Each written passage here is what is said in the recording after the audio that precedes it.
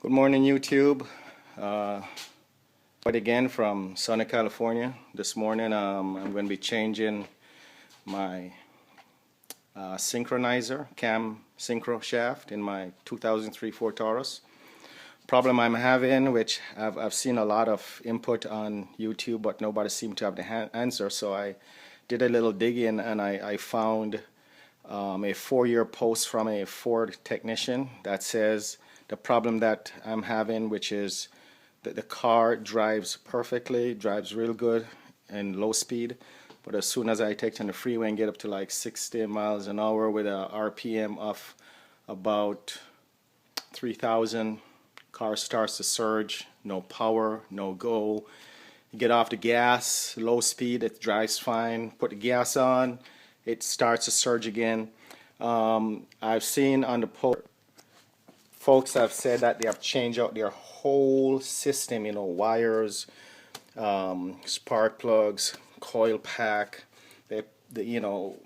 alternator, gas filter. Even a couple of guys said that they even changed their catalytic converter, which did not fix anything. Well, this morning I'm going to change the synchronizer, as this technician says, and the synchronizer is somewhere on here. So I'm going to go ahead and start taking this apart, and it's not really hard to take apart, and just a few hoses, a few clamps, and the connector from your MAF sensor right here. And I'm going to take it step by step, and as I start taking apart, I will, be back and forth, show you exactly the steps I have. When I get done, I'm going to test drive it, and I'll let you know if this fixed my problem. Right now, it's a nice car. I like the car. I don't want to sell it, get rid of it. So I'll see if this cam synchronizer is going to fix my problem, and that is car surges after I get up to 3,000 RPM at a speed of about 60 miles an hour. It's just like beating a dead horse. So stand by, and I will take us through this journey. Now that I've gotten the air filter housing off, right there, as you can see, is your mass airflow sensor. There it is on the outside. So now that you have it off, this is a good time to clean it with a mass airflow sensor cleaner. Do not use anything and touch the little filaments that's in there. You might just damage something. That's when it costs you some money. So here it is. The filter housing is off, and the part I'm looking for, it's right under there somewhere. So I'm going to be taking out some more parts. Oh, you have a better view of it right here. Here it is right there. That's the cam sensor. So I'm going to be taking off the throttle body and probably some more parts and pieces out of the way, and removing those spark plug wires out of the way to get to it. So I'll keep panning back and forth until we get to that part.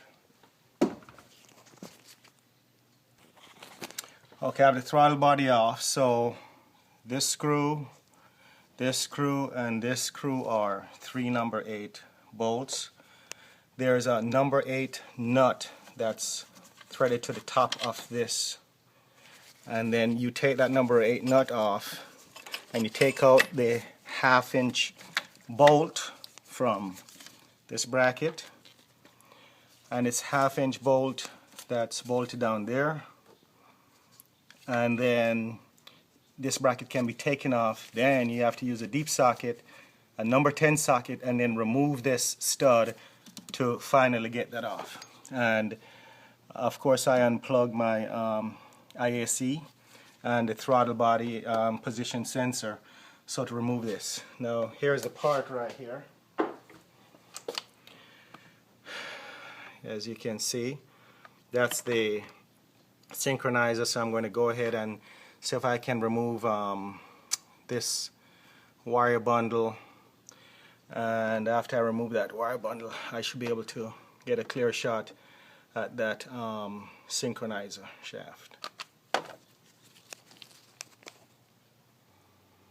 Okay, step by step as we go. So what I did, as you can see there, I removed a small coolant hose and the spark plug wires that were mounted on this stud, and I just kind of zip tie them. That's a coolant tube. I just kind of zip tie them on the intake housing out of the way. So the only problem is now I'm just trying to get this wire bundle that's sitting on top. Stupidly they put this thing in a hard shell mounted on top of the synchronizer, and as you can see, synchronizer is right there. Pretty kind of dark, but that's the synchronizer. So I'm just going to unplug the synchronizer, remove the 2 screws on top, and there's a bolt down the bottom, and as I get to it I will show you as I go along. Okay, that's the best I could do with this wire harness. It's pretty hard to deal with, so I just kind of pull up on it, and it's resting on my fuel jets on the rack for my whatever. So anyhow, believe it or not, these 2 bolts are 7/32. They are not metric. So I already unplugged the plug, and I'm just going to remove this piece. Then I have to get down there now to get to that bolt. I think it's a number 10, and then I'll be able to do all my marking, and I'll show you all that to remove this synchronizer. Stand by. Okay, so I took off the small distributor cap. Those 2 are 7/32 bolts. Everything else is metric, but those are standard. Now, if you notice right here, you can see the top of my cam sensor, and you can see where I marked it. You see that shiny spot? Let me show you right here. And so that's a groove there, and that's my mark right there. I hope this thing will just pan in real nice. Here we go. And so when I'm putting it back in, this divot will be exactly there, and this open spot of course will be towards that bolt down there, right there. That's a number 10. Now when you take this out, this little notch right there is going to rotate. So as you're taking it out, as that rotates, I think it's going to be rotating counterclockwise. You now have to mark that spot, so when you're putting it back, you will make sure the new one starts at this spot, and when you're pushing it, it should rotate back to that spot right there. So it's very important that you mark the way it is when it's in there and the way it is when you take it out. So I'm going to go ahead now and just pop this thing out. So let's see what gives. Okay, so I took it out, and if you notice that little divot there, the little tongue, rotated a bit counterclockwise, and that's where I'll put my new one and push it in, and it should line up pretty much dead on when I put it back in. So this is the camshaft synchronizer. It's supposed to be bad, and when I change it out, take it for a test drive, I'll see if this fixes my problem of surging at high speeds and high RPM. Okay, YouTube, took me about 2 tries before I felt comfortable. That's where I took the old one out. You can see that's where I put the new one in. So I'm just going to go ahead, put this baby back together. Everything in reverse, just the way it was taken off. And when it's back together, I'll get back with you, take it for a test drive, and see if my problem with the high-speed surging is fixed. So there we are, camshaft synchronizer in pretty much where I got it from, that mark and I'm going to put everything back together right now. Okay, YouTube, she's all put back together. Engine's running. I do not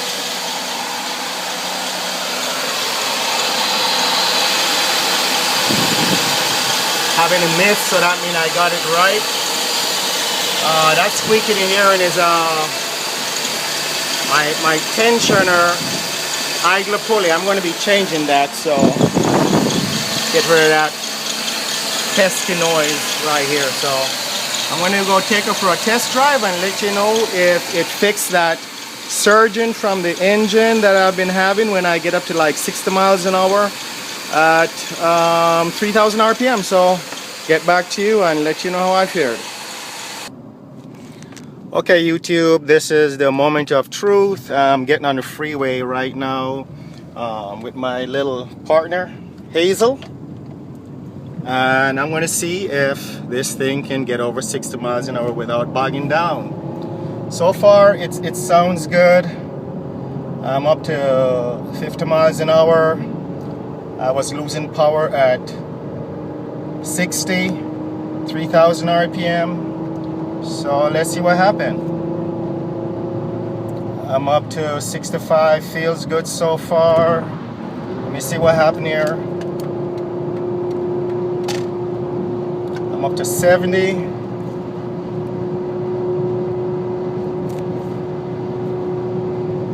Tranny isn't shifting yet. Let me see.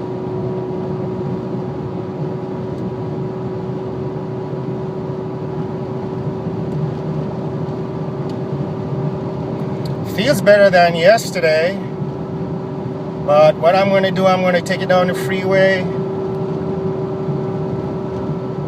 and try and bring it up the hill. It still does not feel as if it's fixed.